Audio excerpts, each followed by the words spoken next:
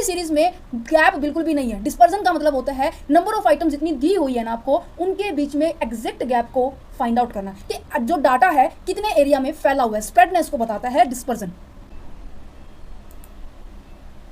Hello everyone, this is Tanu Tiptan और आज हम करने वाले हैं हमारा डिस्पर्जन का चैप्टर, जिसके अंदर हम डिस्कस करेंगे डिस्पर्जन क्या होता है, इसके मेथड्स क्या होते हैं, इन मेथड्स की प्रॉपर्टीज़ क्या होती है, range, quartile deviations, mean deviations, standard deviations, इन सभी की हम प्रॉपर्टीज़ को करेंगे, इनके मतलब को समझेंगे, इसके टाइप्स को समझेंगे।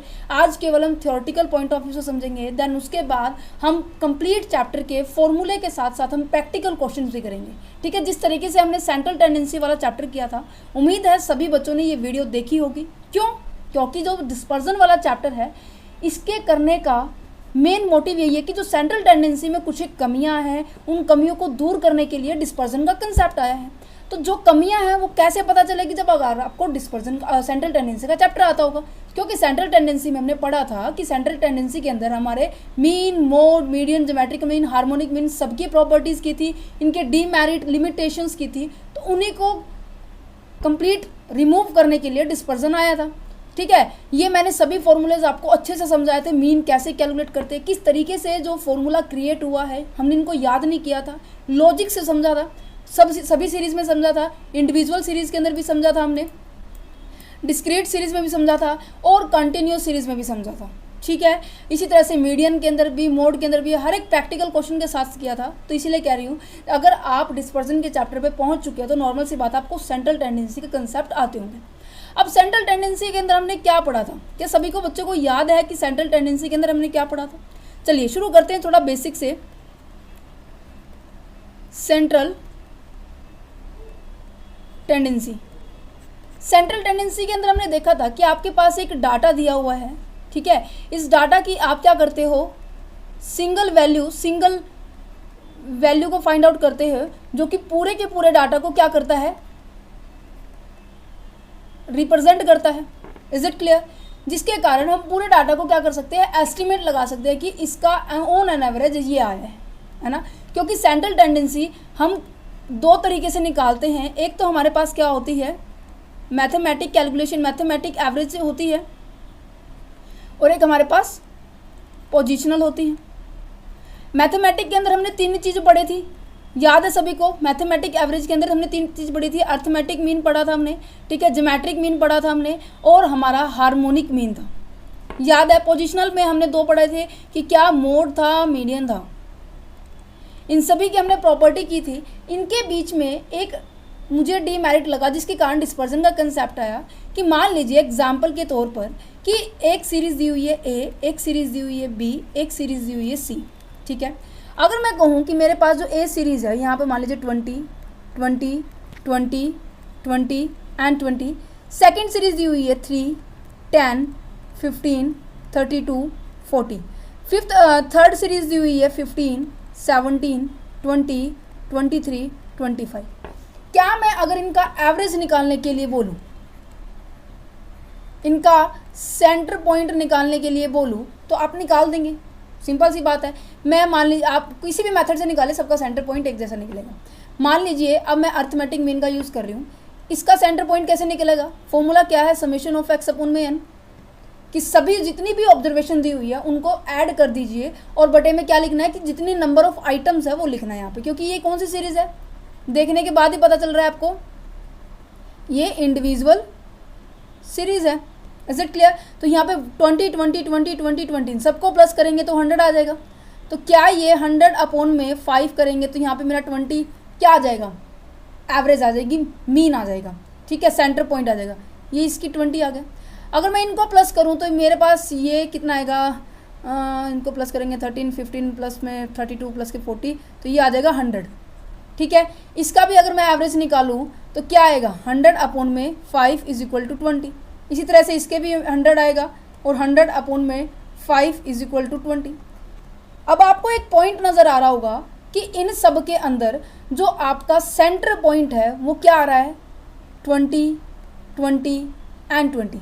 बट क्या इक्वेशन के अंदर जो इनके बीच में गैप है सब में अलग अलग है, राइट? सेंटर पॉइंट तो चलो सबने बता दिया कि सेंटर पॉइंट इन सब का क्या है, 20 है।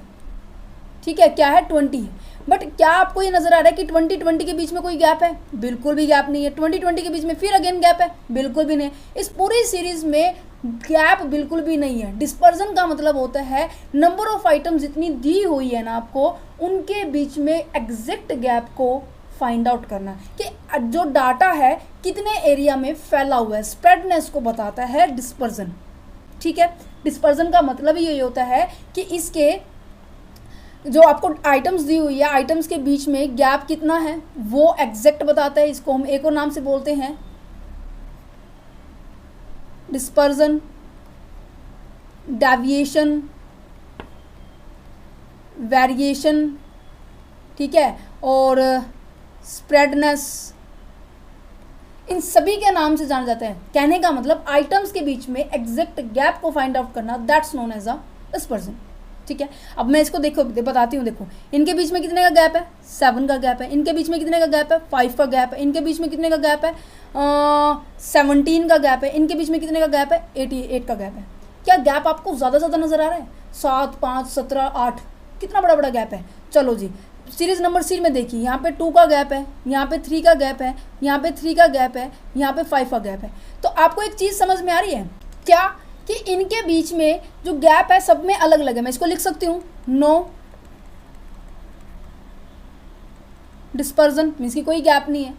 यहाँ पे मोर, यहाँ पर less gap, less dispersion, gap कुछ भी लिख सकते हैं। ठीक है, तो क्या मैं इसका एक रिलेशनशिप होता है किसके साथ? कंसिस्टेंसी के साथ।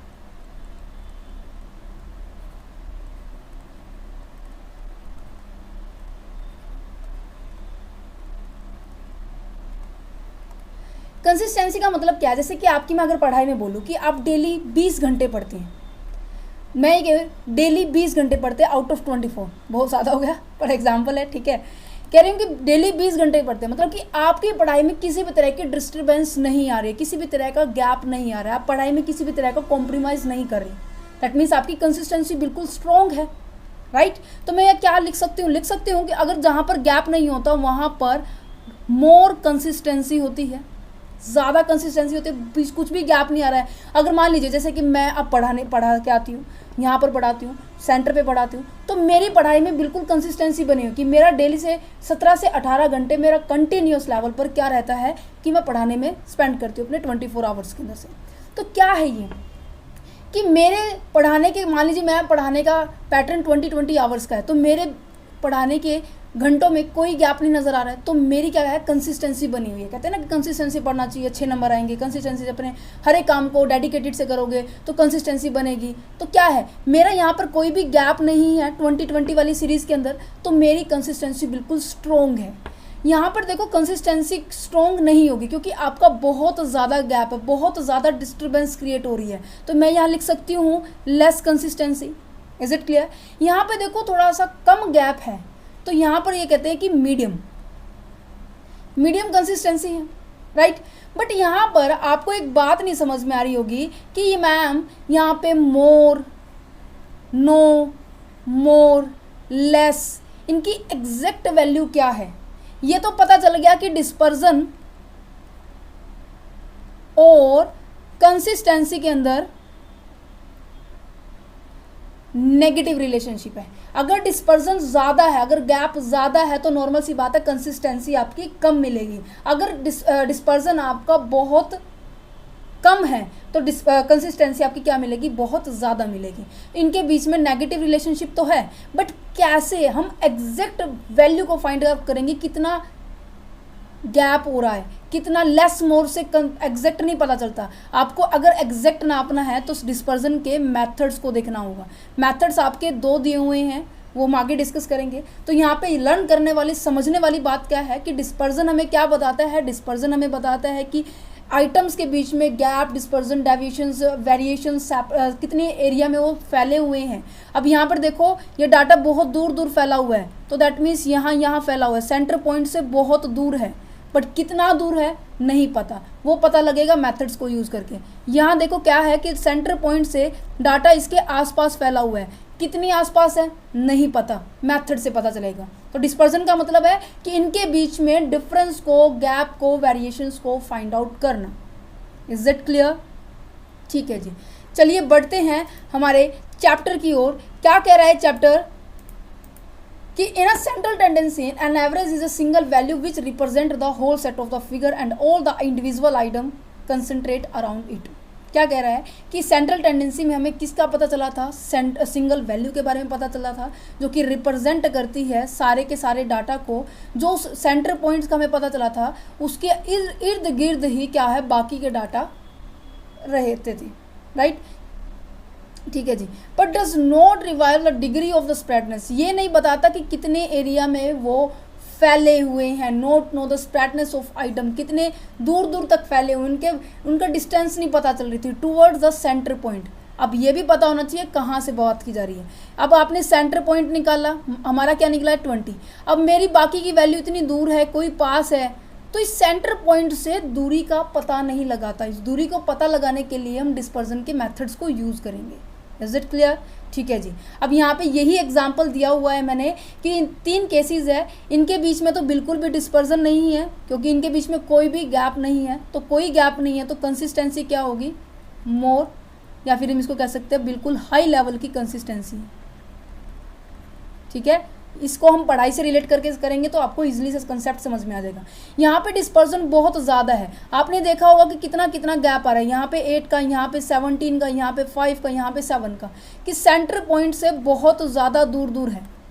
ठीक है, यहाँ पर देखो डिस्पर्जन कम है तो नॉर्मल सी बात है कंसिस्टेंसी थोड़ा सा मीडियम होगी। Is it clear? चलिए जी, इसलिए कह रही हूँ जो स्टार्टिंग का 10-15 मिनट होते हैं ना वीडियो के, हमेशा वो बिल्कुल ध्यान से सुनने चाहिए क्योंकि वो उसमें मैं सारे चैप्टर का क्रक्स बता देती हूँ कि इसमें ये चीज़ें आने वाली हैं। ठीक है, अब यहाँ पे देखो डिस्पर्जन क्या बताता है। डिस्पर्जन बताता है वेरिएशंस। डिस्पर्जन का मतलब ही क्या होता है कि ये डिफाइन करता है कि कितने एरिया में डाटा फैला हुआ है, कितने एरिया में मतलब वितरित हुआ, मतलब फैला हुआ है कि ठीक है, of the individual item of the given series. जो भी आपको सीरीज दी हुई है उसमें डाटा कहाँ कहाँ पर है वो डाटा। ठीक है, उसे हम गैप भी कह सकते हैं, डेविएशन भी कह सकते हैं, डिस्पर्जन भी कह सकते हैं। Measure of the variations of the items is known as a dispersion. ठीक है, अगर मान लीजिए देखो हमारी सीरीज में 2020 का वो आया है, ठीक है, 2020 का मैं एग्जाम्पल लिया है, तो क्या इसके अंदर डिस्पर्जन है? बिल्कुल भी नहीं है। अगर डिस्पर्जन नहीं है तो नॉर्मल सी बात है, हम इसमें से गैप ही नहीं है तो सेंटर पॉइंट ही हमारा क्या रहने वाला है? मेन पॉइंट रहने वाला है। ठीक है, तो यहाँ पे इसकी एक प्रॉपर्टी बनेगी ज्योमेट्री, इसकी क्या बोलते हैं इसको, हर एक मेथड की, जिसके अंदर मेथड हम डिस्कस करेंगे ना, मेथड ऑफ डिस्पर्जन, उसके अंदर ये प्रॉपर्टी आएगी हर जगह, चारों के चारों मेथड्स में आएगी कि अगर आपकी वैल्यू सबकी सेम है तो आपका डिस्पर्जन 0 होगा। ठीक है, कांस्टेंट वैल्यू दी हुई है इस तरीके से तो आपका जो डिस्पर्जन होगा वो क्या रहने वाला है? 0 रहने वाला है। ये प्रॉपर्टी है। पहला पॉइंट तो आपको ये याद रखना है, दूसरा पॉइंट आपको कंसिस्टेंसी और इसके बीच में नेगेटिव रिलेशनशिप है, तीसरी प्रॉपर्टी आपको ये याद रखनी है। ठीक है जी, अब नेक्स्ट पढ़ते हैं कि type of dispersion. Type of dispersion measure भी लिख सकते हैं। देखो ये वैसे नॉर्मली 2 टाइप्स में होती है, आपकी बुक के अंदर नहीं दी हुई है बट मैं आपको फिर भी बता देती हूँ। 2 तरह की टाइप्स होती है। देखो टाइप यहाँ पर आपको बुक के अंदर अलग से मिलेगी बट मैं आपको बताती हूँ कि आपकी अलजेब्रिक होती है, अलजेब्रिक मेज़र बोल सकते हैं हम इसको, मेज़र, एंड यहाँ पर ग्राफिक। अलजेब्रिक मेज़र का मतलब क्या है? जिसके अंदर हम अलजेब्रिक ट्रीटमेंट करते हैं। आपकी बुक के अंदर आपको अलजेब्रिक मेज़र्स के नाम से 2 टाइप्स दी होंगी बट उसके ऊपर ये नहीं लिखा होगा अलजेब्रिक है। अलजेब्रिक में क्या है? एक तो आपका है एब्सोल्यूट एंड एक है आपका रिलेटिव मेज़र। अलजेब्रिक के अंदर है Lorentz curve, right, Lorentz curve. Algebraic के अंदर एब्सोल्यूट आता है, रिलेटिव आता है। देखो मैं ये इसलिए क्यों बता रही हूँ, क्योंकि एग्जाम के जैसे कि कोई भी आप जब अगर हम एमकॉम का एंट्रेंस देंगे वहाँ पर ये अलग से पूछा जाता है कि अलजेब्रिक मेजर के अंदर कौन सी 2 आइटम्स आती है, 2 मेजर्स आते हैं, और ग्राफिक मेजर के अंदर कौन से 2 मेजर्स आते हैं। ग्राफिक के अंदर आपके एक आता है लॉरेंज कर्व कि जो ग्राफ की मदद से गैप को बताता है, उसको हम सबसे लास्ट में पढ़ेंगे। अलजेब्रिक के अंदर क्या आता है कि आपका फर्स्ट क्या है, एब्सोल्यूट मेजर आता है, एक आता है रिलेटिव मेजर आता है।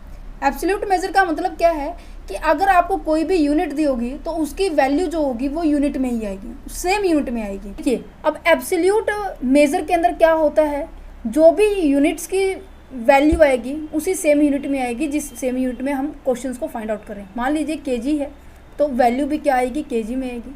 रुपीज़ है तो वैल्यू भी क्या आएगी, रुपीज़ में आएगी। अगर आपका सेंटीमीटर है तो वैल्यू भी क्या आएगी, सेंटीमीटर में आएगी। मान लीजिए 1 2 3 4 ये आपको केजी में दिया हुआ है, तो इनकी जो वैल्यू है वो आपकी क्या आने वाली है, केजी में आनी है। दैट मीन्स आपका ओरिजिनल सेट ऑफ डाटा है, उसी में क्या आने वाली है, सेट ऑफ डाटा, उसी में क्या आने वाली है, आपकी वैल्यू आने वाली है। बट रिलेटिव में क्या होता है, ये जो केजी है वो कन्वर्ट हो सकता है इन 2 फॉर्म। रिलेटिव में हमेशा 2 फॉर्म में डाटा कन्वर्ट हो सकता है, जिसके कारण उनकी वैल्यू किस में आ सकती है, एक तो परसेंटेज में आ सकती है और एक हमारा क्या आ सकता है, रेशियो में आ सकती है। ठीक है जी। अब इसमें क्या करेंगे हम, एब्सोल्यूट और रिलेटिव के अंदर ना डिफरेंस क्रिएट करते चलेंगे, जिसकी वजह से आप इनको मीनिंग भी समझ में आ जाएगा, और अगर एग्जाम के अंदर आपका डिफरेंस आए तो आप ये भी कर सकते हो। देखो एब्सोल्यूट में तो क्या होता है कि आपके पास जो भी वैल्यू होती है, मैं एक बार इसको लिख देती हूँ, they are expressed in same units in which original data is presented. कहने का मतलब जो भी आपका ओरिजिनल डाटा की वैल्यू होगी, जो भी ओरिजिनल डाटा की यूनिट होगी, उसी में सेम वैल्यू में, सेम यूनिट में आपका क्या रहने वाली है, वैल्यू आने वाली है। मान लीजिए आपका केजी में आपको कोई यूनिट्स दी हुई है तो वैल्यू भी आपकी क्या आएगी, केजी में आएगी। सेंटीमीटर्स में दी हुई है तो वैल्यू भी क्या आएगी, सेंटीमीटर में आएगी। बट रिलेटिव में कभी भी वैल्यू यूनिट्स के अंदर नहीं आती है, ये बात समझ लीजिए। तो इसको हम क्या लिख सकते हैं, they are not expressed in units. ये किस में एक्सप्रेस्ड होती है, आप इस केजी को 2 फॉर्म में कन्वर्ट कर सकते हो, या तो परसेंटेज में कन्वर्ट कर सकते हो, या फिर आप क्या कर सकते हो, रेशियो के अंदर कन्वर्ट कर सकते हो। तो इसका अगर मैं कहूँ सेकंड नेम क्या है, कोएफिशिएंट ऑफ, जो भी आप निकाल रहे हैं, रेंज निकाल रहे हैं, क्वार्टाइल डेविएशन निकालने, मीन डेविएशन निकालने, ये आगे आएंगे स्टैंडर्ड डेविएशन निकालने। तो आपको यहाँ पर एक बात बिल्कुल ध्यान में रखनी होगी कि जब भी हम बात करें एब्सोल्यूट वैल्यू की, एब्सोल्यूट वैल्यू में क्या आती है, सेम यूनिट में ही आपकी वैल्यू आएगी। जो आपकी ओरिजिनल डाटा की वैल्यू है वही आपके एब्सोल्यूट वैल्यू की वैल्यू आने वाली है। बट रिलेटिव में क्या होता है कि इनको हम नॉट एक्सप्रेस्ड इन यूनिट, इनको यूनिट में एक्सप्रेस नहीं करते, इनको किस में एक्सप्रेस करते हैं, रेशियो और परसेंटेज और रेशियो के अंदर 2 में कर सकते हैं। ठीक है। दूसरा डिफरेंस क्या है, मान लीजिए मैं ये कहूँ कि एक सीरीज़ दी हुई है, ये सीरीज़ जिसके अंदर मान लीजिए हमने 40 केजी उनकी वैल्यू आई है, एक दूसरी सीरीज़ है जिनके अंदर हमारे पास 50 केजी आए। आप इनको कंपेयर नहीं कर सकते, क्यों, अभी बताऊंगी, 2 मिनट रुकिए। बट रिलेटिव के अंदर हम इजीली कंपेयर कर सकते हैं, इजीली कंपैरिजन कर सकते हैं। क्यों, अगर मैं इसको परसेंटेज में कन्वर्ट करूँ, मैं कहूँ 40% सीरीज़ नंबर 1 का है, 50% सीरीज़ नंबर 2 का है, तो आप इजीली बता सकते हैं परसेंटेज किस में से होती है। परसेंटेज का मतलब होता है 100 आउट ऑफ 40 आंसर आया है, 100 आउट ऑफ 50 आया है, तो हम इसको 100 से कंपेयर कर पा रहे हैं, इसकी हमें टोटल वैल्यू पता है। रिलेटिव के अंदर हमें टोटल वैल्यू का पता होता है, बट एब्सोल्यूट में कभी भी टोटल वैल्यू का पता नहीं होता। That's why I am not able to be do the comparison. Is it clear. तो कहने का मतलब यहाँ पर भी ये नहीं पता कि आपने 40 केजी इसकी टोटल वैल्यू क्या है, क्या पता ये 100 भी हो सकती है, 120 भी हो सकती है, इसकी अलग हो सकती है। तो कहने का मतलब जो आपका रिलेटिव होता है उसके अंदर जो टोटल वैल्यू होती है वो सेम होती है, जिसके कारण आप उसको ईजिली कंपेयर कर सकते हैं। इज इट क्लियर, इतना समझ में आया। थर्ड मेथड क्या है, सिंपल सा है, नॉर्मल सी बात है, ये थोड़ा सा इजी है, इजी टू कंप्यूट करना, बट कंपैरिजन करने के लिए ये सूटेबल नहीं है। ये थोड़ा सा डिफ़िकल्ट है क्योंकि इसके अंदर हम मेथड्स यूज़ करेंगे, आगे आपको पता लग जाएगा। ये डिफ़िकल्ट है, ये इजी है। इसके अंदर ये तीन बातों याद रखनी है कि यहाँ पर तो क्या होती है, सेम यूनिट में ही आपकी ओरिजिनल वैल्यू जो दी होती है वही आपका एब्सोल्यूट वैल्यू आने वाली है। बट रिलेटिव के अंदर क्या आता है, कभी भी यूनिट के अंदर वैल्यू नहीं आती, वो वैल्यू आती है परसेंटेज या फिर रेशियो के अंदर। ठीक है, अगर थोड़ा सा मैं इसके टाइप्स में बता देती हूँ क्योंकि ये टाइप्स बहुत ज़्यादा इंपॉर्टेंट है। रिलेटिव्स के अंदर क्या हो, एब्सोल्यूट और रिलेटिव के अंदर भी हमारे पास काफ़ी तरह से मेज़र किया जा सकता है। देखो, हम इसके अंदर रेंज मेथड यूज़ करते हैं, ठीक है, इंटर क्वार्टाइल भी यूज़ करते हैं, mean deviation and standard deviation. ठीक है, अगर सिंपल इनको यूज़ किया जा रहा है, range, inter quartile, mean deviation, standard deviation, that means ये किसके पार्ट है, एब्सोल्यूट मेथड के क्या है, ये पार्ट है। एब्सोल्यूट के ये मेथड है, ठीक है, एब्सोल्यूट मेजर के ये मेथड है। अगर मैं इन्हीं के सामने कोएफिशिएंट ऑफ रेंज लगा दूं, कोएफिशिएंट ऑफ क्वार्टाइल डेविएशन लगा दूं, कोएफिशिएंट ऑफ मीन डेविएशन कर दूं, कोएफिशिएंट ऑफ स्टैंडर्ड डेविएशन कर दूं, तो ये इसका मतलब ये है कि ये किसके पार्ट है, किसके मेथड है, रिलेटिव के पार्ट है, ये रिलेटिव के मेथड है। Is it clear? Fourth term आपको ये याद रखनी है।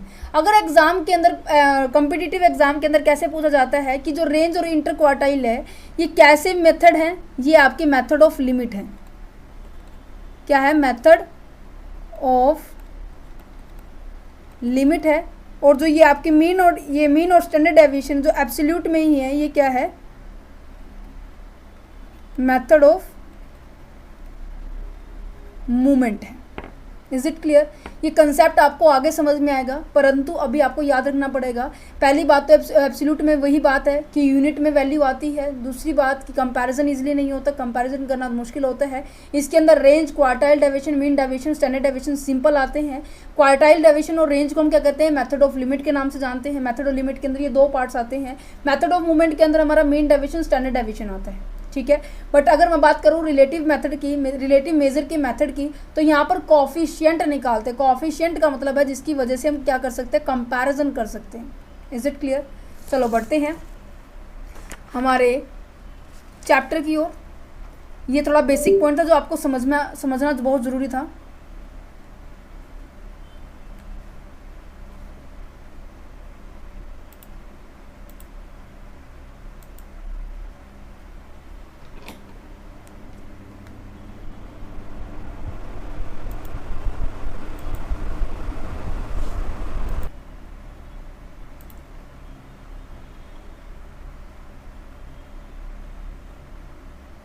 ठीक है, अब इनके यहाँ पर चैप्टर के ऊपर पहुँचते यही बातें मैं आपको बताती आ रही हूँ कि जो ये डिस्पर्जन होता है क्या होता है, जो डिग्री और डिस्टेंस को बताता है। ठीक है, डिग्री और डिस्टेंस को एक्सप्लेन करने के लिए हम डिस्पर्जन का यूज़ करते हैं।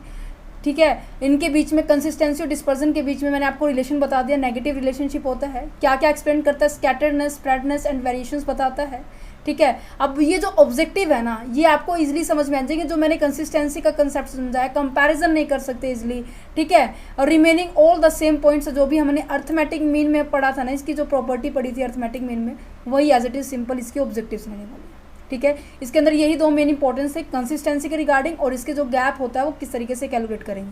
ये दो मेथड मैंने अभी आपको समझाया है कि ये कौन कौन से मेथड होते हैं। एब्सोल्यूट होते हैं और एक हमारे पास रिलेटिव होता है। ठीक है, सिंगल वैल्यू शो कैलकुलेट करती है कौन? Absolute. When we calculate the comparative value, जब हम कंपैरेटिव वैल्यू को यूज़ करते हैं, कंपैरेटिव वैल्यू को फाइंड आउट करते हैं, तो हम रिलेटिव मेजर का यूज़ करते हैं। देखिए, रिलेटिव मेजर के अंदर यही बात है। देखो, रेंज है, क्वार्टाइल डेविएशन है, मीन डेविएशन है, स्टैंडर्ड डेविएशन है। अगर इन्हीं का कोएफिशिएंट निकाल दिया जाए तो वो रिलेटिव के अंदर कोएफिशिएंट ऑफ रेंज कहला जाएगी। ठीक है, कोफिशिएंट क्वार्टाइल डेविएशन कहलाई जाएगी। इनको हम 1 बाय 1 डिस्कस करते हैं। देखो डिस्पर्जन के आपके 4 से 5 मेथड है। अगर बात किया जाए इनके बारे में, ये मैंने आपको स्टार्टिंग में बताया था, और ये लोरेंज कर्व मैंने अलग से आपको बताया था। लोरेंज कर्व क्या है? ग्राफिक मेजरमेंट है, याद है ये मैंने आपको बताया था, ग्राफिक मेजर है। और ये अलजेब्रिक मेजर कौन से हैं? एब्सोल्यूट रिलेटिव के अंदर ये चारों पांचों पॉइंट आते हैं। तो सबसे पहले हम अलजेब्रिक को पढ़ते हैं। अलजेब्रिक क्या कहता है? इसके अंदर सबसे पहले क्या है? रेंज है। देखो रेंज क्या होता है कि जब मैं ये कह रही हूँ कि ना कि आपके नंबर कितने, आप एग्ज़ाम दे के आए, कोई भी कम्पिटिटिव एग्ज़ाम दे के आए, मान लीजिए बैंक का ही आप एग्ज़ाम दे के आए हैं, ठीक है, तो आपका मुझे नहीं पता बैंक में, चलो मैं नेट का ले लेती हूँ, UGC नेट का आप एग्ज़ाम दे के आए, ठीक है, 300 में से इसमें से नंबर आते हैं, ठीक है। मैं आपसे पूछूंगी आपका एग्ज़ाम कैसा होगा, कितने नंबर आ सकते हैं? मान लीजिए मैंने कहा कि मैम मेरे 150 से 170 के नंबर आ सकते हैं। मीन्स कि मैंने क्या किया, एक मैंने मिनिमम नंबर बताया और एक मैंने क्या किया, मैक्सिमम नंबर बताया कि मेरे कम से कम इतने तो आने ही आने चाहिए और ज़्यादा से ज़्यादा इतने आने चाहिए, इनके बीच में मेरा नंबर आ सकते हैं रिजल्ट, ठीक है। तो यहाँ पे क्या है कि रेंज का मतलब हो गया है कि एक मैंने इंटरवल प्रोवाइड कर दिया जिसकी अंदर मेरी क्या आने वाली है, वैल्यू आने वाली है। अब इसकी जो पर्टिकुलर डिस्टेंस को फाइंड आउट करना भी यहाँ पे तो फाइंड आउट कर सकते हैं, 20 है, बट कुछ एक ऐसी आइटम्स आते हैं जिनके अंदर फाइंड आउट करना थोड़ा सा मुश्किल होता है। तो रेंज के अंदर हम किस तरीके से कैलकुलेट करेंगे कि जो आपकी लार्जेस्ट वैल्यू है और जो स्मॉलेस्ट वैल्यू है उनका क्या करना, डिफरेंस निकालना, difference between largest and the smallest value in a series के अंदर जो भी आपकी लार्जेस्ट वैल्यू है और जो आपकी स्मॉलेस्ट वैल्यू है, इन दोनों का क्या कर देंगे, डिफरेंस कर देंगे। ये हमारे पास क्या निकल के आ जाएगा, रेंज निकल के आ जाएगा, सिंपल एब्सोल्यूट रेंज निकल के आएगा। अगर मैं यहीं से क्या निकालने की कोशिश करूँ, कोफिशिएंट निकालने की कोशिश करूँ, तो कोफिशिएंट में क्या हो जाएगा कि L माइनस के S तो था, इसके अंदर आप ये ट्रिक ये यूज़ कर सकते हैं, ऊपर S L माइनस S है, माइनस का है, सब्ट्रैक्ट हो रहा है, तो यहाँ पे L प्लस के S आप कर सकते हैं। Is it clear? ये कोफिशिएंट का फॉर्मूला बन गया। ये दो फॉर्मूले थे, क्या ये आपको लर्न करना पड़ा? नहीं, इसके बेस पे आपको कोफिशिएंट का फॉर्मूला तैयार हो गया, ठीक है जी। इनकी मेरिट और डीमेरिट देख सकते हैं। देखो बिल्कुल सिंपल था, तो पहली मेरिट तो यही समझ में आ रही होगी, अंडरस्टैंड करना बहुत आसान है, ठीक है जी।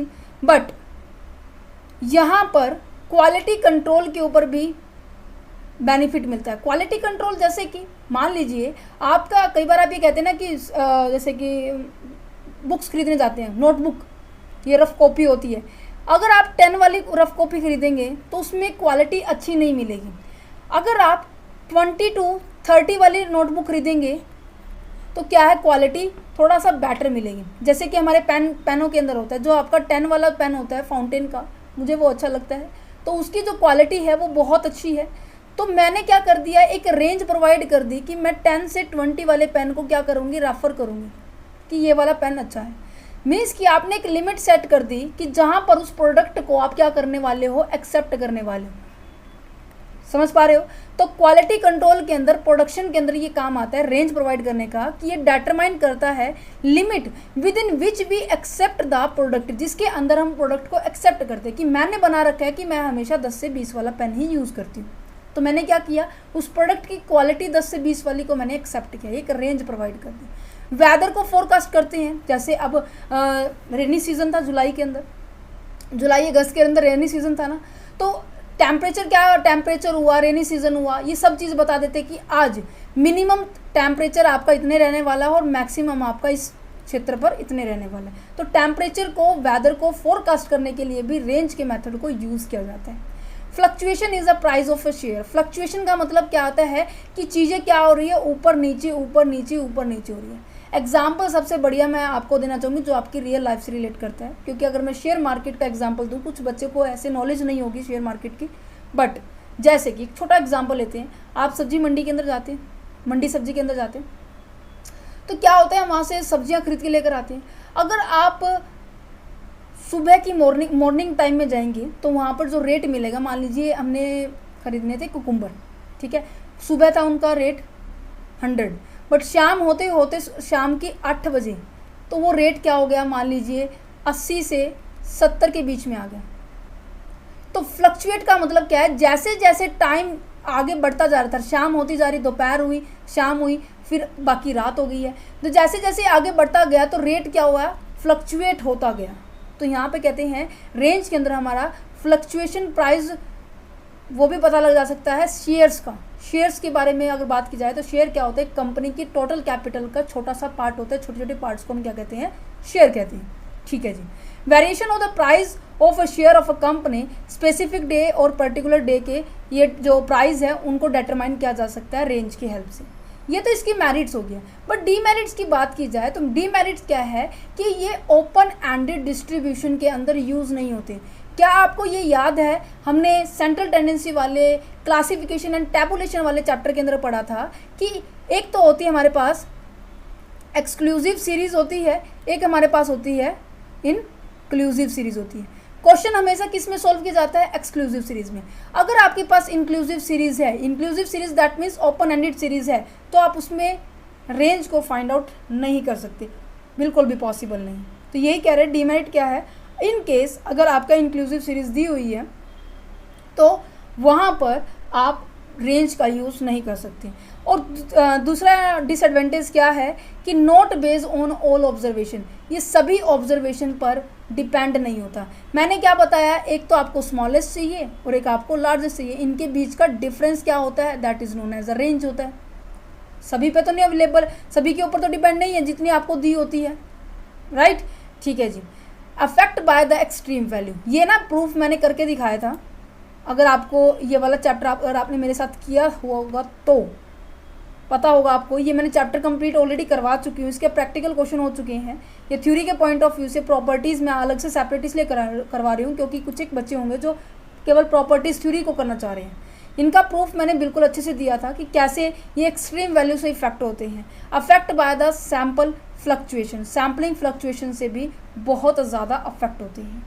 ठीक है, अब इसकी प्रॉपर्टी के ऊपर बढ़ते हैं। प्रॉपर्टी क्या दी हुई है, प्रॉपर्टी ऑफ द रेंज क्या कह रहा है, if the all observation assumed by the a variable are constant say z then the range is a 0। क्या कह रहा है, मान लीजिए आपको एक सीरीज़ दी हुई है 15 15 15 15, आपको इसकी रेंज निकालनी है।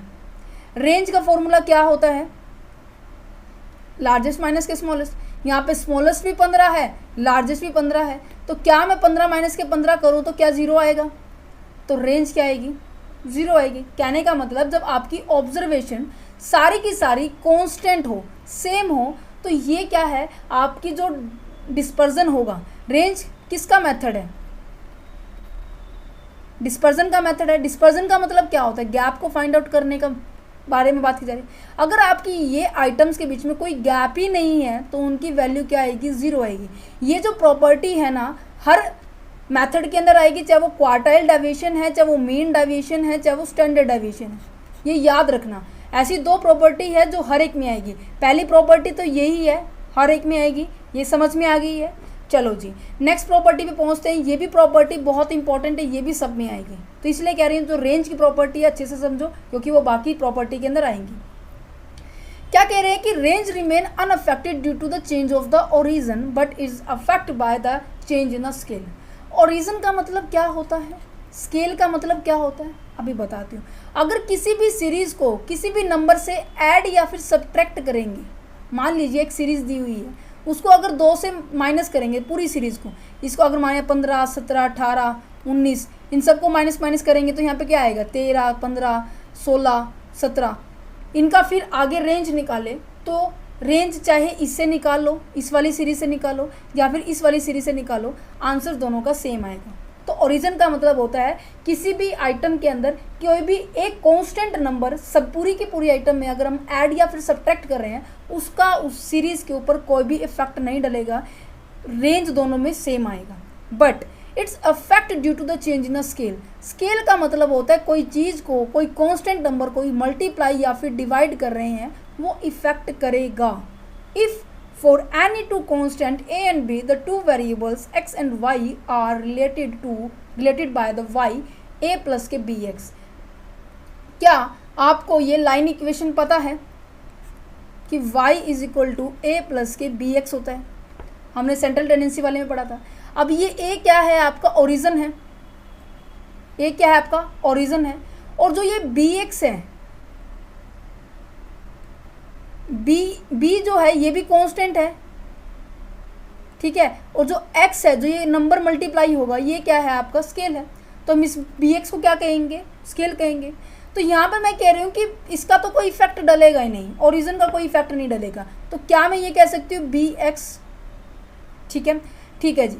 अब यहाँ पर जो कांस्टेंट b का जो साइन होता है ना, स्केल के जो साइन की अगर बात की जाए, स्केल के साइन की बात की जाए, ये भी अफेक्ट नहीं करेगा। ये आपकी अजम्पशंस है, ये आपकी प्रॉपर्टी है, ये आपको याद रखनी है, ठीक है।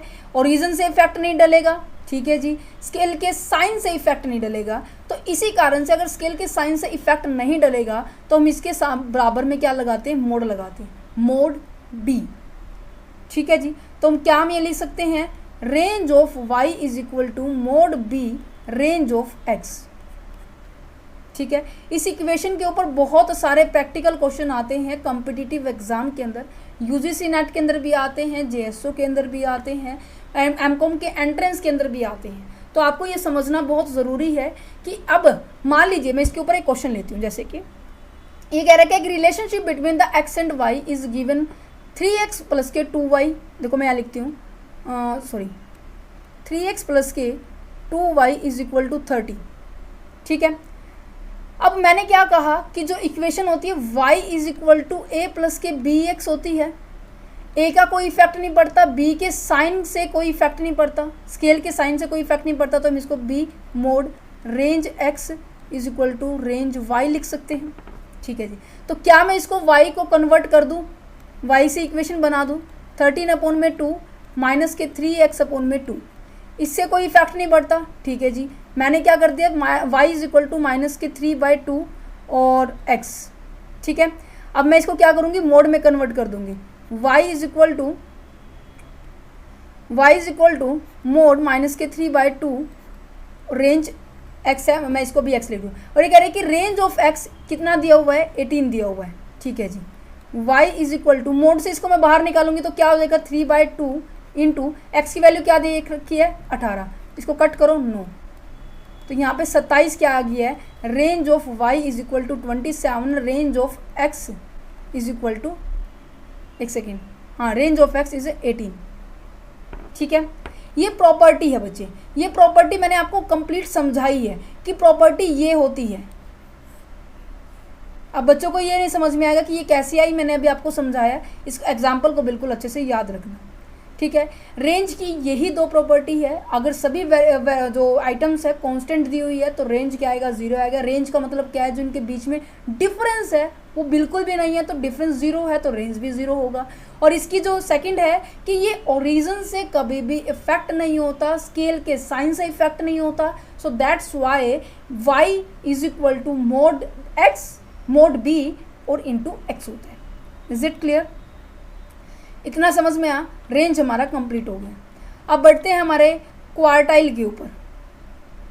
सेमी, इंटर क्वार्टाइल रेंज और एक क्वार्टाइल रेंज होते हैं। अब देखो सेमी बोला जा रहा है, सेमी का देखो मैं कहूँ कि एक सर्कल है, सर्कल पूरा होता है, मैं कह रही हूँ कि सेमी सर्कल है। सेमी सर्कल का मतलब क्या है, आधा सर्कल है, तो मैंने क्या कर दिया, इसके 2 पार्ट कर दिए, तो मैं इसको 1/2 लिख सकती हूँ, ठीक है। क्वार्टाइल का मतलब क्या होता है कि पूरे डाटा को आपने 4 पार्ट के अंदर डिवाइड कर दिया।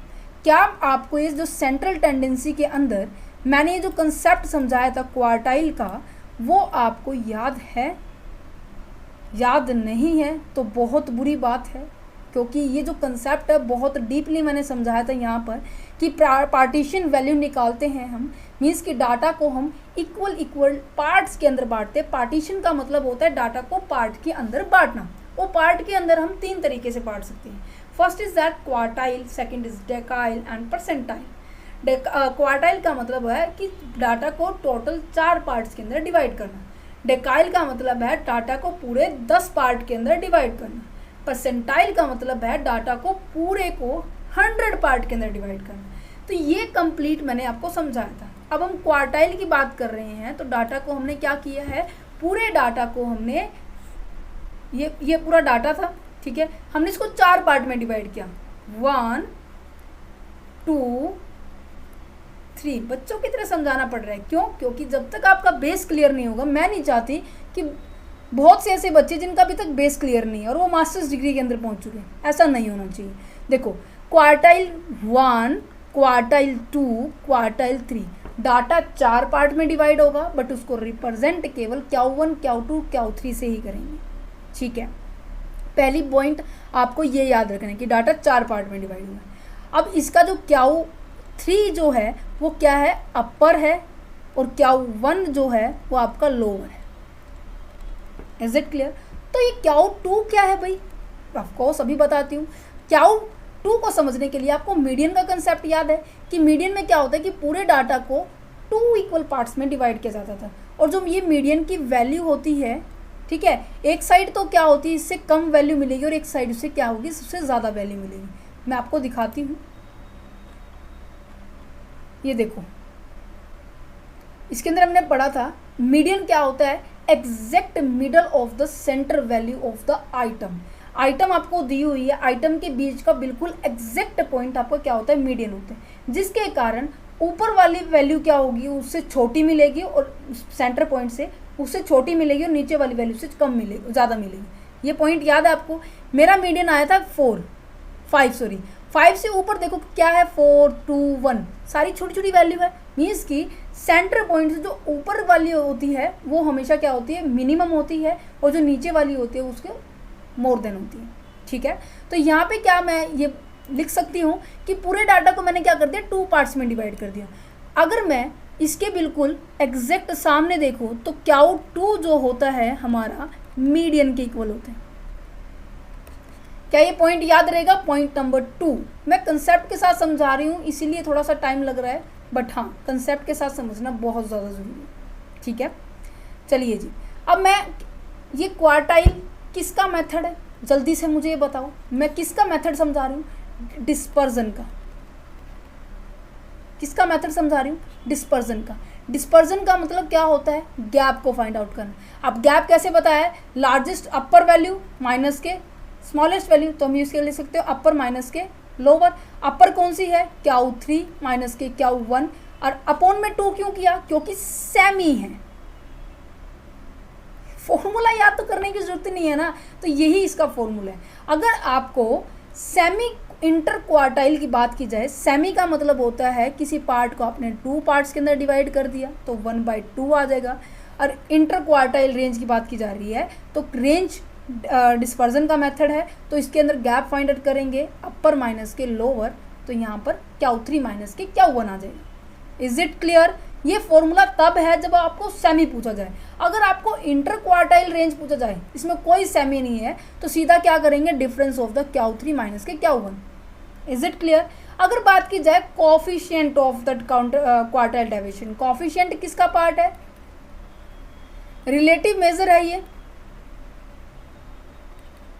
क्या है ये, रिलेटिव मेजर है, राइट। तो इसमें वही बात है जैसे कि हमने रेंज में पढ़ा था, L माइनस के एस है, रिलेटिव निकालने तो L प्लस के एस हो जाएगा, जैसे इसके अंदर नीचे भी प्लस आ जाएगा। क्लियर?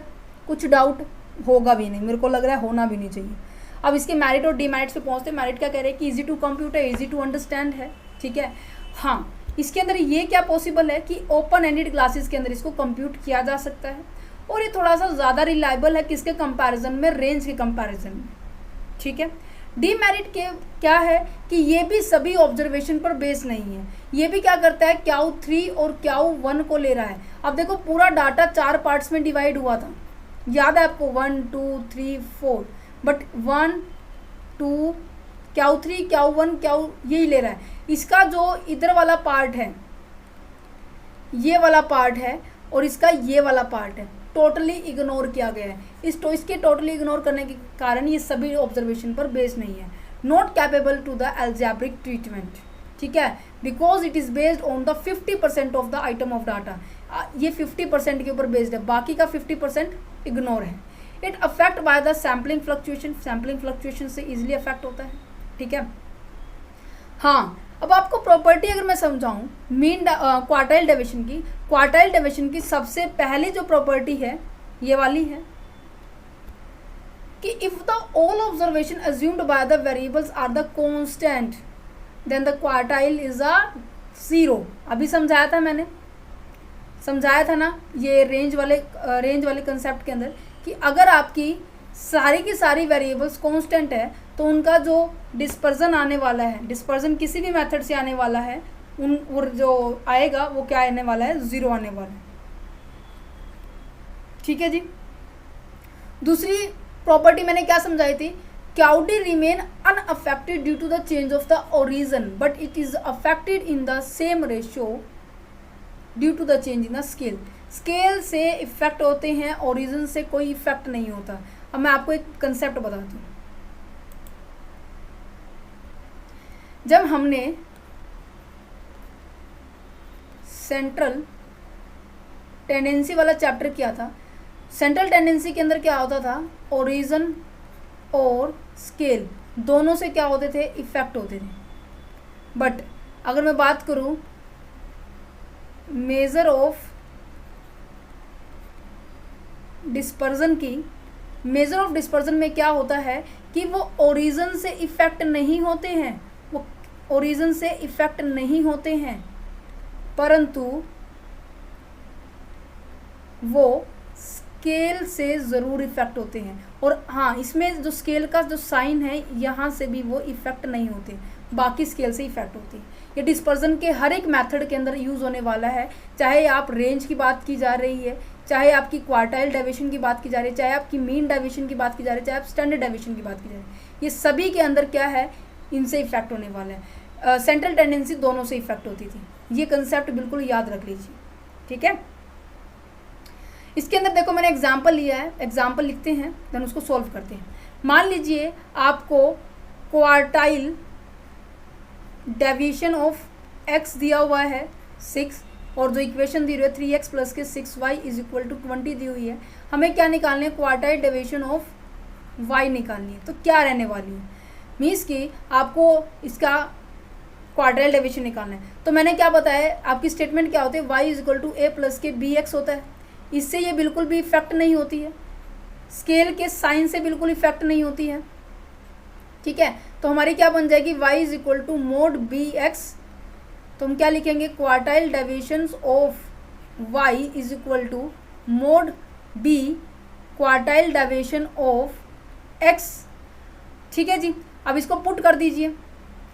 पहले इस स्टेटमेंट से इक्वेशन निकालते हैं। देखो y is equal to 20 upon में 6 माइनस के 3x अपॉन में 6, इससे इफेक्ट नहीं होता। अब इसमें फटाफट पुट कर रही हूँ मैं। ठीक है, y is equal to 3 minus के 6 मोड x। ठीक है, y is equal to mod 6, x की कितनी वैल्यू है, इंटू 6 है। अब अगर मैं इसको मोड से बाहर निकालूँ तो 3/6 इंटू 6 बन जाएगा। इसकी वैल्यू कितनी थी, 6 ही थी ना, quartile deviation of x।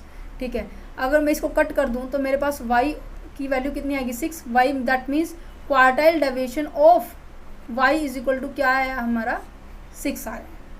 Is it clear. हाँ, एक बात और है, अगर आप क्वार्टाइल डेविएशन ऑफ x की वैल्यू ले रहे हैं तो नॉर्मल सी बात है, quartile deviation of x y ही निकाल रहे होंगे। रेंज की वैल्यू ली है तो रेंज y ही निकालेंगे, मीन्स कि जिसकी वैल्यू यहाँ ली जा रही है x पे, वहीं उसकी वैल्यू y पर भी ली जाएगी। Is it clear. ठीक है जी, इसकी भी प्रॉपर्टी हो गई है। अब बढ़ते हैं हमारे मीन डेविएशन के ऊपर। मीन डेविएशन क्या होता है एक्चुअल में, देखो मीन डेविएशन क्या होता है, मीन से with the help of the mean हम क्या निकालना चाह रहे हैं, डेविएशन निकालना चाह रहे हैं, गैप निकालना चाह रहे हैं, आइटम्स के बीच में गैप निकालना चाह रहे हैं। इसको इसीलिए हम क्या कहते हैं, एवरेज डेविएशन। क्योंकि सेंट्रल टेंडेंसी के अंदर हमने पढ़ा था कि जो सेंट्रल टेंडेंसी है उसको हम कितने नामों से जानते हैं, सबको याद है। सेंट्रल टेंडेंसी को हम काफ़ी सारे नामों से जानते थे, उसे हम सेंट्रल टेंडेंसी भी कहते थे, लोकेशन भी कहते थे, ठीक है, एवरेज भी कहते थे, है ना। तो इसी तरह से, इसी कारण से मीन को हम अर्थमेटिक मीन कहते हैं, एवरेज डेविएशन भी कहेंगे। ठीक है, MD is defined as the arithmetic average of the deviation of the variation item of a series computed from some measure of the central tendency. Means की अब उनकी ड्रॉबैक्स क्या थी, क्वार्टाइल डेविएशंस की, रेंज की, कि वो सभी ऑब्जर्वेशन के ऊपर बेस नहीं है, ऑल आइटम्स के ऊपर बेस नहीं है। बट मीन ने इस ड्रॉबैक्स को रिमूव किया और इसने कहा कि मीन, मोड, मीडियन किसी भी मेथड से हम क्या कर सकते हैं, मीन डेविएशन निकाल सकते हैं। ठीक है, तो यहाँ पर ये लिखा हुआ है जो भी शॉर्ट कमिंग थी रेंज के अंदर, क्वार्टाइल डेविएशन के अंदर, कि जो वैल्यू है प्लस माइनस के, आर की वैल्यू प्लस माइनस के 1 के बीच में ही आएगी रेंज की। ठीक है, और सभी ऑब्जर्वेशन के ऊपर बेस नहीं है, तो इन्होंने क्या किया, जो प्लस माइनस के साइन को ही इग्नोर कर दिया, सीधा उठा के मोड लगा दिया। ठीक है, और हाँ, मीन, मोड, मीडियन तीनों का यूज़ किया जाएगा। ठीक है, but theoretical point of view से अगर बात की जाए, जो मीन डेविएशन होता है मोस्ट ऑफ चांसेस में मीडियन से निकाला जाता है। क्यों? जब भी हम मीडियन से निकालेंगे तो इसकी जो वैल्यू होती है, जब हम मीडियन से dx निकालते हैं ना, डेविएशंस निकालते हैं, सम ऑफ डेविएशन निकालते हैं, जो इसकी वैल्यू होती है कम आती है। ठीक है, ये इसकी प्रॉपर्टी भी है। यहाँ पे देखो मैंने लिखा भी हुआ है, देखो sum of the deviations without sign. Without sign का मतलब क्या है कि आपने साइन को इग्नोर कर दिया। साइन को इग्नोर किस में किया है, एमडी में किया है। किसकी हेल्प से, मोड की हेल्प से। अब मोड वो फॉर्मूले वाला मोड नहीं, ये वाला मोड, ये बी मोड वाला। ठीक है, इन्होंने इसको इग्नोर किया। विदाउट साइन का मतलब है कि इन्होंने लगाया ही नहीं, तो इसको ना यूज़ करने के कारण, और साथ में हम जो dx निकालेंगे, स्केयर ऑफ द डेविएशंस, मतलब dx स्केयर निकालेंगे, तो उसकी जो वैल्यू होगी वो आपकी क्या आने वाली है, कम आने वाली है फ्रॉम द मीडियन। ठीक है, अगर हम साइन का यूज़ करके बात की जा रही है, साइन का यूज़ करेंगे तो वहाँ पर जो वैल्यू आएगी मीन से आएगी। ये आपकी स्टैंडर्ड डेविएशन की प्रॉपर्टी है, ये आपकी मीन डेविएशन की प्रॉपर्टी है। बिल्कुल ध्यान से समझना होगा इसको। जब आप प्रैक्टिकल क्वेश्चन करेंगे ना, आपको वहाँ से सेम सामने से ही नजर आ जाएगा, क्योंकि इसका फॉर्मूला क्या होता है, dx स्केयर अपॉन में n का रूट होता है। इसका फॉर्मूला क्या होता है, dx मोड अपॉन में n समेशन। राइट, इसने साइन को इग्नोर करने के लिए मोड लगाया, इसने साइन को इग्नोर करने के लिए स्केयर ही लगा देगी। साइन तो रख लो, कोई दिक्कत वाली बात नहीं, इसका स्केयर कर दो, दैट्स इट। समझ पा रहे हैं? तो अगर साइन है तो वहाँ पे मीन से अगर dx निकाल रहे हैं तो वहाँ पे उसकी वैल्यू कम आएगी। अगर विदाउट साइन है और उससे dx निकाला जा रहा है तो मीडियन से कम वैल्यू आने वाली है। ठीक है, यहाँ पे कहते हैं कि अगर आपको रिलेटिव मीन डेविएशन निकालना है तो कैसे निकालोगे, ये देखो मैंने यहाँ पे भी समझाया था मीन डेविएशन वाले चैप्टर के अंदर। एक क्वार्टाइल का हो गया,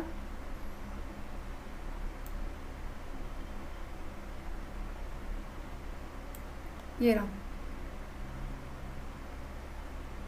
शॉर्टकट मेथड, स्टैंडर्ड डेविएशन हो गया।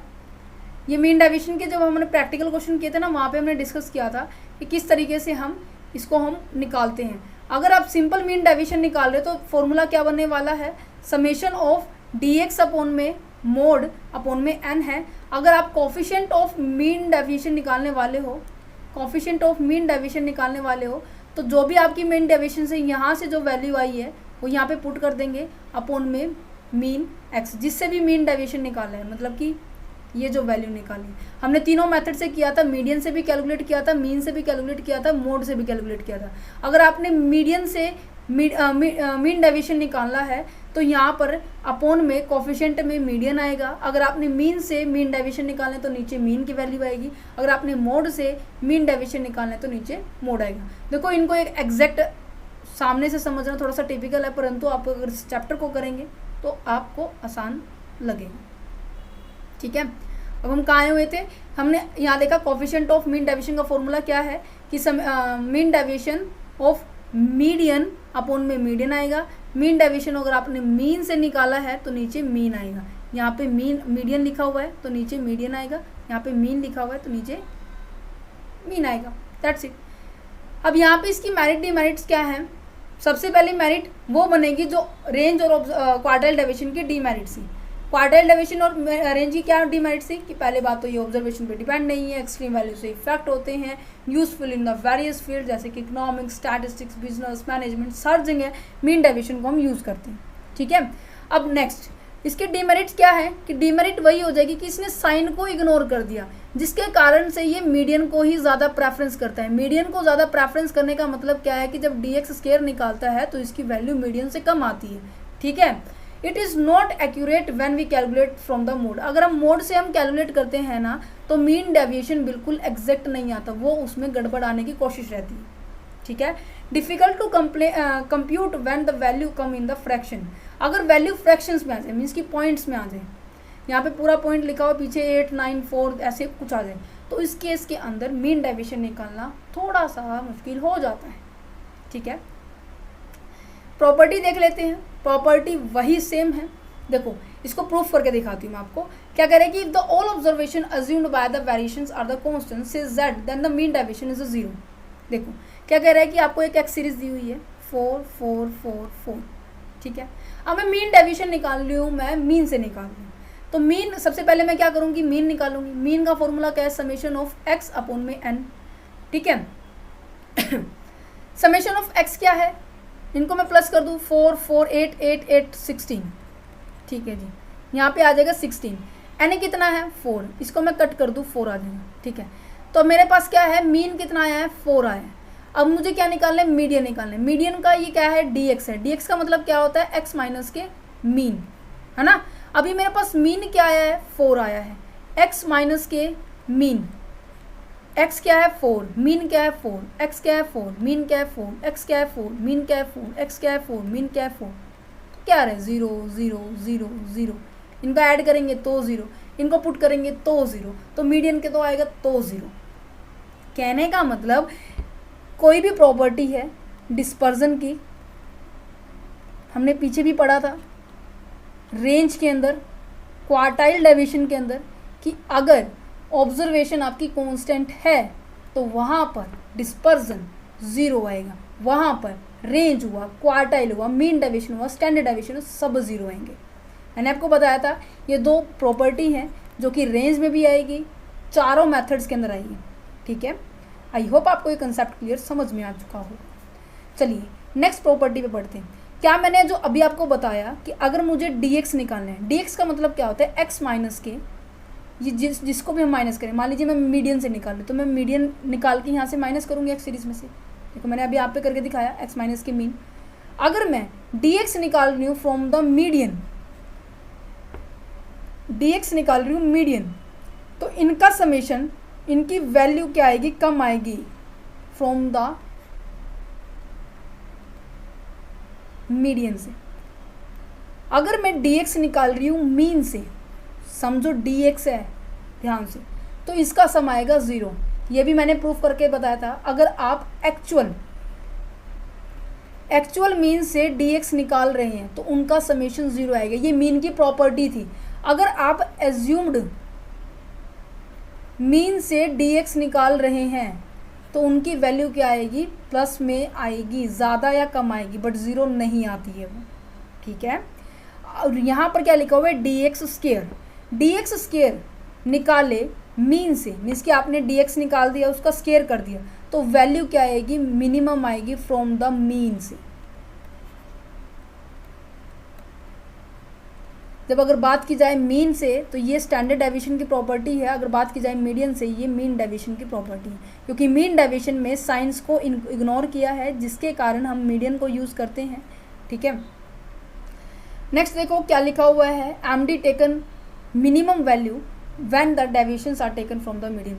ये वही बात अगेन रिपीट हो रही है जो भी मैंने आपको समझाया है, ठीक है जी। नेक्स्ट बात देखिए क्या लिखा हुआ है कि MD remain unaffected due to the change of the origin. ये बात बिल्कुल गांठ बांध लीजिए कि अगर मैं ये हर वीडियो में एक्सप्लेन करती हूँ, क्योंकि देखो मैंने पीछे भी बताया था यहाँ पर कि अगर सेंट्रल टेंडेंसी की बात आ रही है, सेंट्रल टेंडेंसी की बात आ रही है, तो वहाँ पर जो ओरिजिन से और स्केल से दोनों से वो इफ़ेक्ट होंगे। ओरिजिन का मतलब होता है कोई भी आइटम्स उस पूरी सीरीज़ के अंदर प्लस या माइनस करे तो उससे कोई इफेक्ट नहीं आने वाला। जो वैल्यू यहाँ से आ रही है प्लस करने के बाद जो भी आइटम बनने वाली है उनसे भी सेम वैल्यू आएगी, ठीक है। स्केल का मतलब होता है मल्टीप्लाई एंड डिवाइड।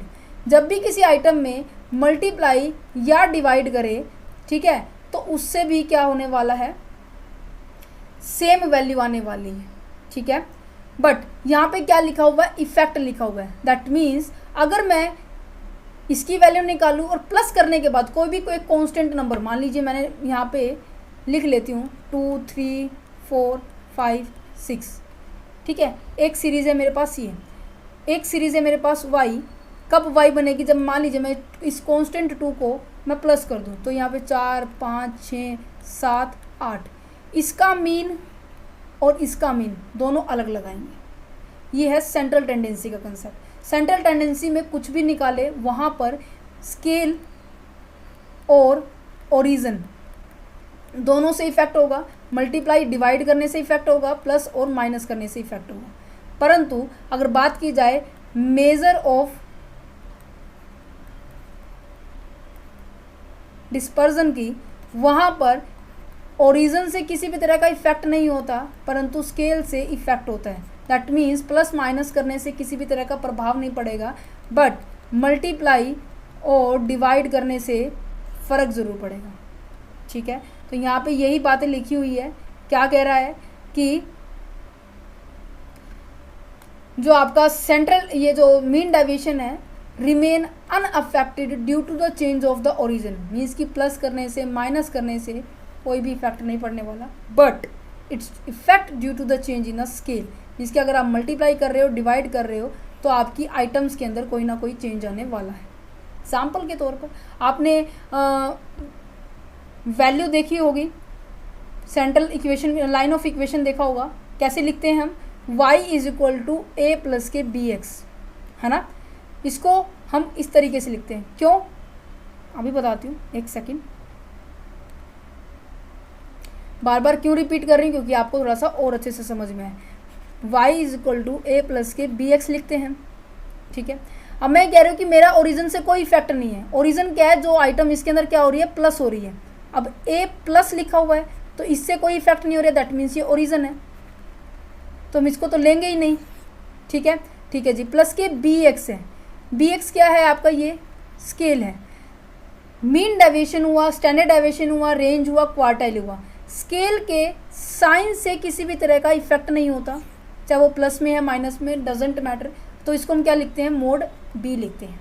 ठीक है, तो इक्वेशन क्या बनेगी, y is equal to mod b x. तो हम क्या, अब मीन डेविएशन निकालने तो क्या लिखेंगे, M D of y is equal to mod b M D of x. Is it clear, समझ में आया। चलो एक इक्वेशन लिखी हुई है, इसको रिलेशनशिप को हम फाइंड आउट करते हैं। यहाँ पे लिखा हुआ है, the relationship between the x and y is given by the 2x plus के 3y is equal to 100। 2x plus के 3y इज इक्वल टू 100। सबसे पहली बात आपको पता है y में एक आपकी इक्वेशन होती है, ये देखो बताई थी, तो हम लिख सकते हैं 10 अपॉन 3 माइनस 2x लिख सकते हैं। ये क्या है, आपका ओरिजिन है, इससे कोई इफेक्ट नहीं पड़ने वाला। ये क्या बचा, आपका स्केल है, स्केल के साइन से कोई इफेक्ट नहीं पड़ेगा, तो यहाँ पे 2 मोड लिख देंगे, यहाँ पे लिखेंगे x is equal to y. Is it clear. चलिए जी सॉल्व करते हैं। y is equal to mod 2 into x, mean deviation of y is equal to 2 into mean deviation of x। Mean deviation of x कितना दे रखा है, 15, तो 2 into 15 is equal to 30। ठीक है जी। तो यहाँ पे मीन डेविएशन ऑफ y क्या निकल के आया, मेरा 30 निकल के आया। मीन डेविएशन ऑफ x ये आपको दिया हुआ था 15। इज इट क्लियर, कोई डाउट है। ये प्रॉपर्टी इसलिए सॉल्व करके दिखा रहा हूँ क्योंकि आपको लर्न करना ना पड़े, ठीक है, कि ओरिजिन से इफेक्ट होती है, इफेक्ट नहीं होती, और स्केल से इफेक्ट होती है। ठीक है, अब पहुँचते हैं, हमारे मीन डेविएशन कंप्लीट हो चुका है। स्टैंडर्ड डेविएशन क्या होता है, मीन का डेविएशन का पता लग गया है कि मीन के थ्रू डेविएशन निकालना, बट थियोरेटिकल पॉइंट में हम क्या करते हैं, मीडियन से हम डेविएशन निकाल रहे हैं। स्टैंडर्ड डेविएशन का मतलब क्या होता है कि स्टैंडर्ड मतलब कि एक एक्यूरेट वैल्यू हुई होगी। इसके अंदर हम क्या करते हैं, जो डेविएशन निकालते हैं हमेशा मीन से निकालते हैं। ये इसके अंदर एक मेन पॉइंट है। अगर आपको ये याद रहेगा तो आप पूरे क्वेश्चन को आसानी से सोल्व कर सकते हो, कोई भी प्रैक्टिकल अटेम्प्ट कर सकते हो।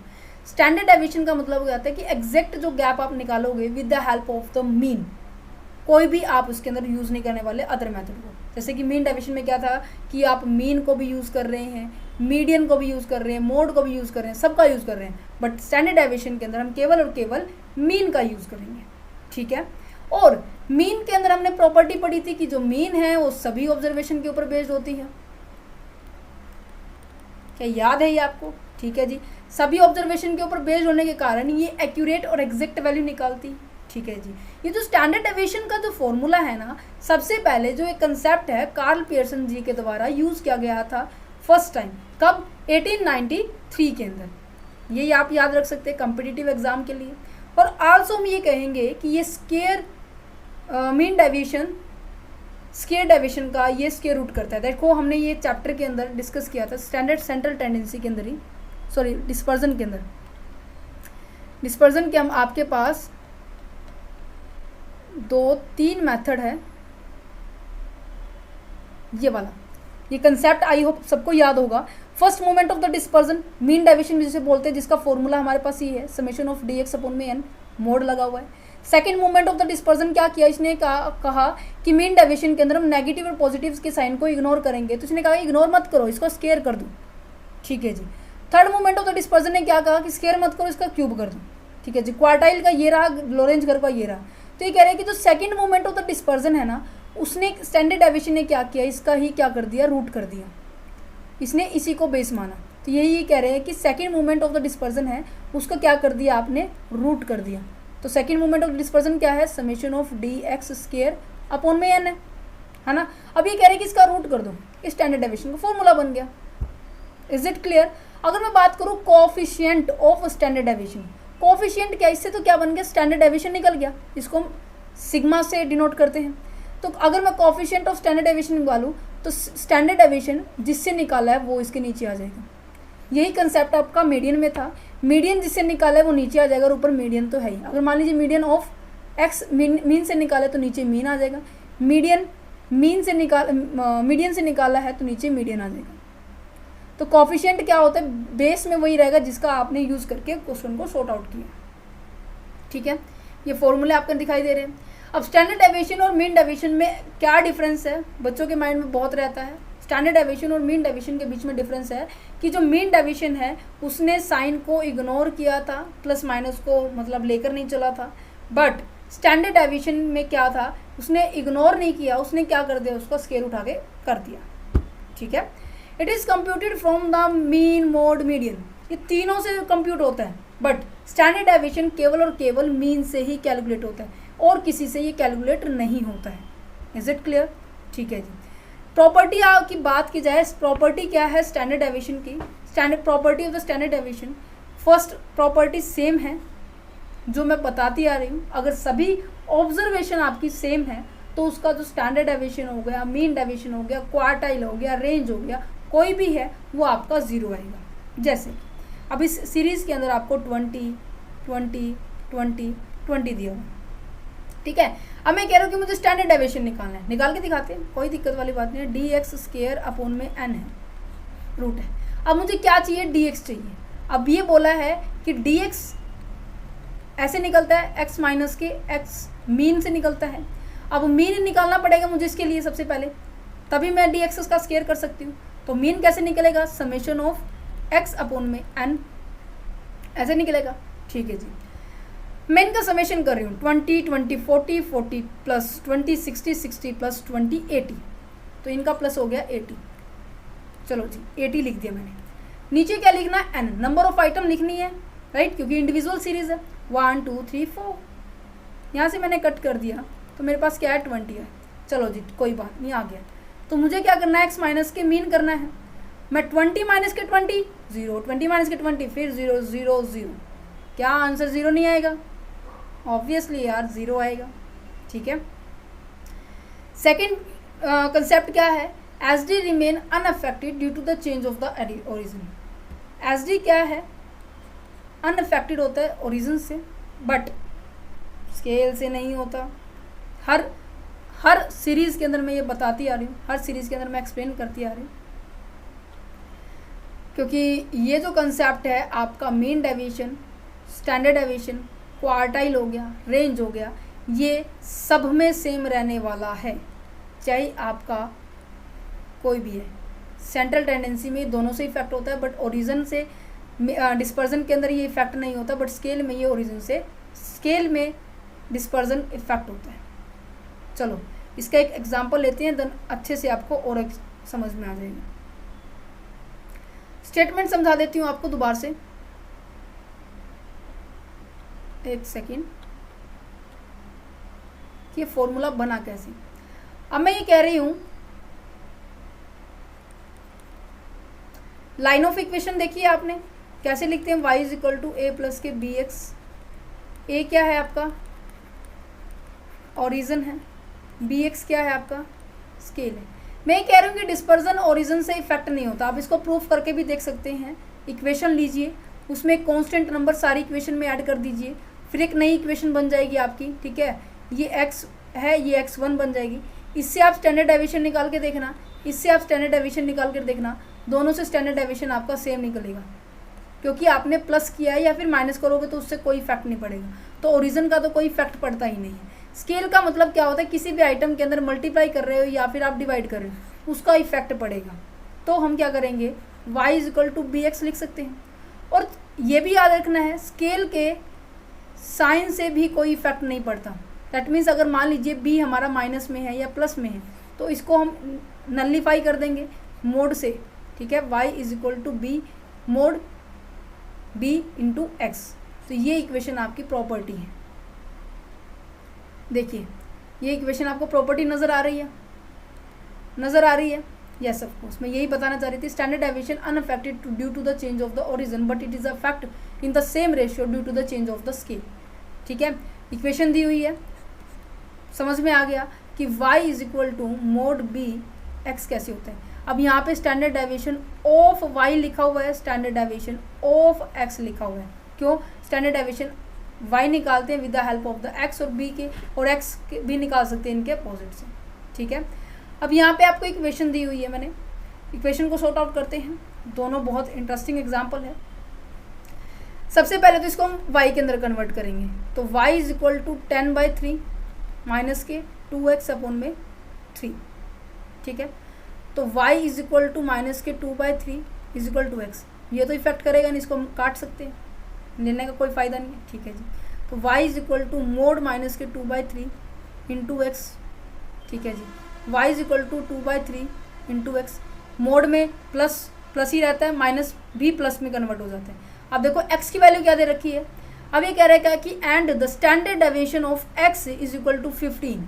ये कह रहे हैं कि y इज इक्वल टू, अब हमारे पास 2/3 इंटू एक्स आया, तो ये standard deviation of x, standard deviation of y है। हम स्टैंडर्ड डेविएशन ऑफ y निकालना चाह रहे हैं, तो 2/3 स्टैंडर्ड डेविएशन ऑफ x की वैल्यू दी हुई है 15, इसको कट करके निकाल सकते हैं। तो यहाँ पे 10 वैल्यू आई है। Is it clear. तो स्टैंडर्ड डेविएशन ऑफ y की वैल्यू क्या आई है, 10 आई है, ठीक है। ये क्वेश्चन एक और तरीके से हो सकता है। क्वेश्चन क्या है कि if mean and the coefficient of the variation are 10 and 15 respectively, what is the variation of this one. आपको मीन दिया हुआ है, आपको वेरिएशन दिया हुआ। वेरिएशन का मतलब क्या होता है, स्टैंडर्ड डेविएशन का स्केल, बताया था मैंने चैप्टर के अंदर, ठीक है जी। आपको उस वेरिएशन का स्केल दिया हुआ है 10 and 15, ठीक है जी। इक्वेशन दी हुई है 15 माइनस के 2x, 15 माइनस के 2x है। नॉर्मल सी बात है, ये y के इक्वल ही होगी, है ना। तो इसको हम क्या करेंगे, जल्दी बताओ, इसको हम क्या करेंगे, सिंपल में कन्वर्ट कर देंगे, right. That means standard deviation of y दी हुई है, तो हम इसको सिंपल में कन्वर्ट करेंगे। 15 का तो कोई काम ही नहीं है, तो हम standard deviation of y is equal to minus के 2 into standard deviation of x लिख सकते हैं, ठीक है, ठीक है जी। अब आपको वैल्यू, आपको फॉर्मूला याद है कोफिशिएंट ऑफ वेरिएशन का, तो इस तरीके से लिखते थे, स्टैंडर्ड डेविएशन अपॉन में मीन इंटू 100, याद है ये फॉर्मूला। अब आपके पास स्टैंडर्ड डेविएशन ऑफ x नहीं है बट मीन है, कोफिशिएंट ऑफ x है, इंटू में 100 है, तो इन सबको यहाँ पे पुट कर दो। देखो कोफिशिएंट ऑफ x क्या दे रखा है, 50 दे रखा है, मीन दे रखा है 10, ये हमें निकालना, ये ऊपर ही रह जाएगा, ये 100 है।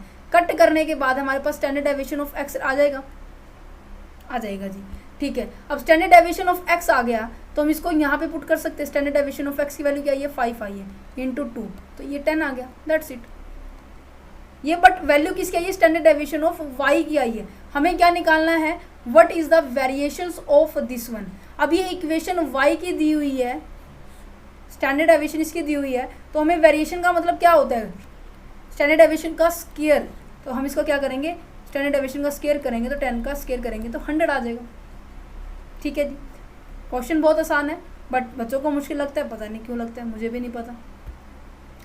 देखो नेक्स्ट क्या है, sum of the square taken from the, ये आपकी प्रॉपर्टी है जो मैंने आपको समझाई थी यहाँ पर कि अगर आप dx निकालेंगे मीन से तो उसकी जो वैल्यू आएगी वो 0 आएगी। ठीक है, अगर आप dx स्क्वायर निकालेंगे मीन से तो उसकी वैल्यू क्या आएगी, मिनिमम आएगी। और मीन का कंसेप्ट हम क्या करते हैं, स्टैंडर्ड डेविएशन में यूज़ करते हैं, मीडियन का कंसेप्ट हम मीन डेविएशन में यूज़ करते हैं। ये जो प्रॉपर्टी समझाई थी ये बहुत ज़्यादा इम्पोर्टेंट है। ठीक है, तो चलो स्टैंडर्ड डेविएशन की प्रॉपर्टी के ऊपर बढ़ते हैं। क्या कह रहा है, sum of the square taken from the arithmetic mean. Sum of square का मतलब क्या है, समेशन ऑफ dx का स्क्वायर मीन डेविएशन से लिया, दैट मीन्स x माइनस के मीन का स्क्वायर इससे लिया है तो वैल्यू क्या आएगी, हमेशा कम आएगी, लीस्ट आएगी। ठीक है, standard deviation of the first n natural number is n square minus के 5। इसको प्रूफ करके भी दिखा सकते हैं बट आपको एग्जैक्ट ऐसे वैल्यू याद कर सकते हो, n स्क्वायर माइनस के 1/12 का रूट। ठीक है, अब यहाँ पे देखो बहुत सी ऐसी प्रॉपर्टी है जो आपको बुक के अंदर सेपरेट भी दी मिलेगी, किसी की बुक के अंदर ऐसे दी मिलेगी, तो मैं इसको 1 बाय 1 रीड आउट कर देती हूँ फटाफट। कहते हैं कि if the all observation are the constant the standard deviation is 0, ये हमने समझा दिया था। Standard deviation is independent of the change of the origin. Independent का मतलब होता है इसका ऊपर कोई इफेक्ट नहीं पड़ता, ठीक है, ओरिजिन से, बट स्केल के ऊपर वो डिपेंड होती है। स्केल के मतलब होता है मल्टीप्लाई और डिवाइड करना। Use only use mean, means की अर्थमेटिक मीन को ही यूज़ करेंगे, ये भी आपको याद रखना है। Use always, use also scientific format को यूज़ किया जाता है। प्लस और माइनस के साइन को ये कंसीडर करता है, नलीफाई नहीं करता, मतलब कि इग्नोर नहीं करता, क्योंकि प्लस माइनस के साइन को इग्नोर किसने किया था, मीन डेविएशन ने किया था। कैसे किया था, मोड लगा के।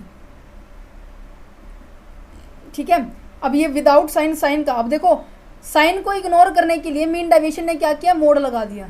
तो विदाउट साइन है तो नॉर्मल सी बात है, मीन डेविएशन के अंदर हम मीडियन से हम क्या निकालते थे, dx निकालते थे। तो आप इसको रिलेट करो, देखो विदाउट साइन है, मीडियन की बात की जा रही है, मीडियन के अंदर हम मीडियन का यूज़ करते थे, मीन डेविएशन के अंदर मीडियन का यूज़ करते थे, वैल्यू हमेशा फिर इससे क्या आती है, मिनिमम आती है। स्टैंडर्ड डेविएशन के अंदर हम साइन को कंसीडर करते हैं तो नॉर्मल सी बात है, हम यहाँ पे मीन का फॉर्मूला, मीन से यूज़ हम क्या करेंगे, dx निकालेंगे। n स्क्वायर माइनस के 1/12 क्या होते हैं कि n नेचुरल नंबर आएंगे। ठीक है, और जो स्टैंडर्ड डेविएशन की जो प्रैक्टिकल पॉइंट ऑफ व्यू से अगर बात की जाए तो वैल्यू 6 स्टैंडर्ड डेविएशन तक ही वैल्यू निकलती है। अभी मैं आपको देखो ये वाला चार्ट, आपको ये चार्ट दिखाई दे रहा है, इसके अंदर ये जो पूरा दिया हुआ है ना, ये पूरा 6 होते हैं, ये 0, ये 1, ये 2, ये 3, इधर भी 1 2 3, टोटल 6 स्टैंडर्ड तक होते हैं। ठीक है, और हाँ, इनको अगर कंपैरिजन किया जाए, अगर स्टैंडर्ड डेविएशंस की बात की जाए, स्टैंडर्ड डेविएशन को अगर कंपैरिजन किया जा रहा है, एक सेकंड,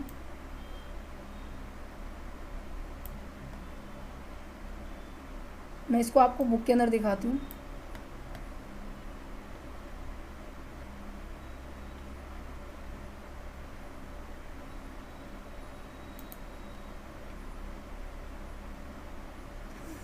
देखो क्या लिखा हुआ, relation of the mean and standard deviation in a normal and the symmetrical distribution. अगर स्टैंडर्ड डेविएशन का मीन के साथ क्या दिखाई दे रहा है, रिलेशन दिखाई दे रहा है, तो वहाँ पर जो स्टैंडर्ड डेविएशन की रिलेशनशिप ऐसे नज़र आएंगे।